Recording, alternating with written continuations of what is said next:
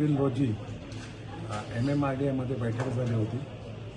Doctor Sanjay Mukherjee यांना लोकनेते हितेंद्र ठाकूर यांनी फॉलोअप ठेवलेला, युवा आमदार क्षितिज ठाकूर यांनी फॉलोअप ठेवला होता की मेट्रो हा एक महत्त्वाचा विषय होता। त्याआधी रेल्वे ओव्हरब्रिज होते, रस्त्याला जोडणारे हायवेपासून रोड होते, परंतु अनेक वर्ष आधीपासून मेट्रो आपल्या शहरात यावी अशी इच्छा आपली होती आणि त्या अनुषंगाने त्याचे प्रयत्न आपण करत होते।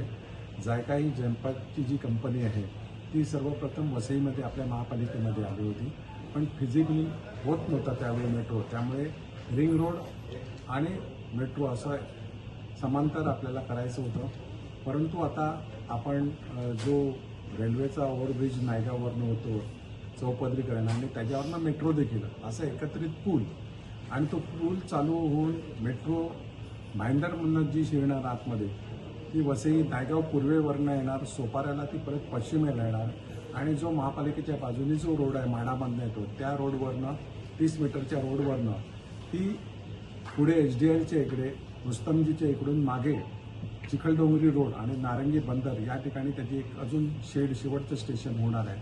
अशी लांबी जवळपास 17,724.99 कोटी रुपयाचा हा प्रस्ताव आहे आणि ही मेट्रो लवकरात लवकर धावणार आहे।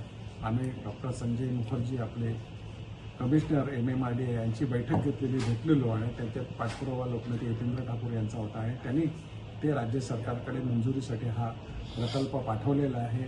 बऱ्याचशा ज्या अडचणी आहेत त्याच्यावर मात झालेली आहे। काही ठिकाणून जमिनीच्या खालून जाते तर काही ठिकाणी जमिनीच्या वरतून अशा प्रकारे ही मेट्रो आपली होणार आहे आणि लवकरात लवकर त्याला मूर्त स्वरूप मिळणार आहे।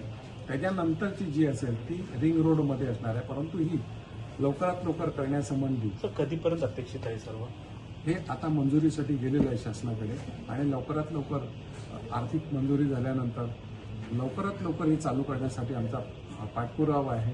त्या दिवशी बैठकीनंतर आम्ही त्यांना विनंती केलेली मुखर्जी साहेबांना की बाबा हा विषय तातडीने घ्यावा। त्या दिवशी त्यांनी आम्हाला प्रेझेंटेशन देखील दाखवलेलं आणि फॉलोअप केला आणि त्यांनी नुकतंच हा प्रस्ताव राज्य सरकारकडे पाठवलेला आहे आणि लवकरात लवकर मेट्रो चालू होईल आपल्याकडे अशी आशा बाळगतो।